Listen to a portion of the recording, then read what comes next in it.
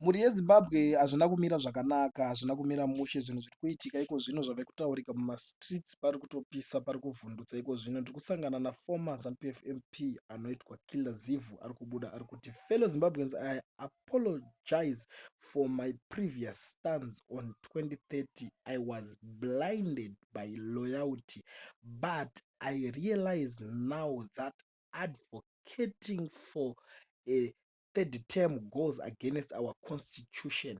2 terms are enough for a president. Let's empower other capable Zimbabweans to lead.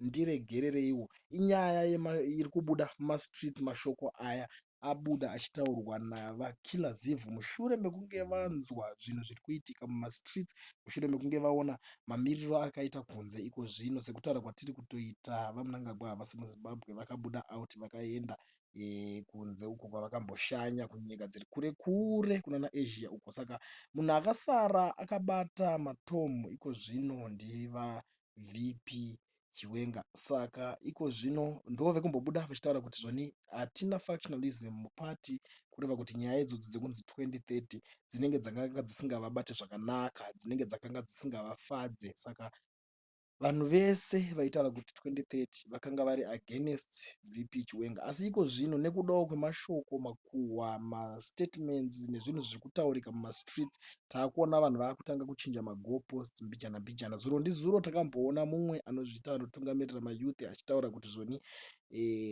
vanhu chimbomirai nyaya idzodzo dzekuda kutaura kuti zvema 2030 vanhu vakawanda vari kungochinja magoalposts. Saka iko zvino tiri kuona futi mumwe ari kutaura izvozvo kuti aiwa, ndiregerereiwo mhuri yeZimbabwe, nekuti nyaya idzi zvadzinoita dzinomuka mangwana dzakanopandukira munhu anenge achida kuonererwa, sezvakazoita vamwe mumakore adarika ayo. Vakazongomuka vaakutotiza munyika, zvinhu zvangomuka zvakachinja.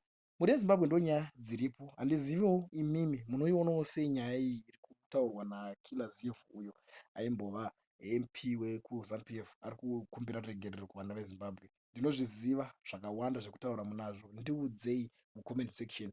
Mukangopedza kulaika chete mobva makomenda muchindiudzawo kuti nyaya munoiona sei, kuitira kuti mukwanise kuramba muchiona zvimwe zvatiri kutaura zviri kuitika munyika.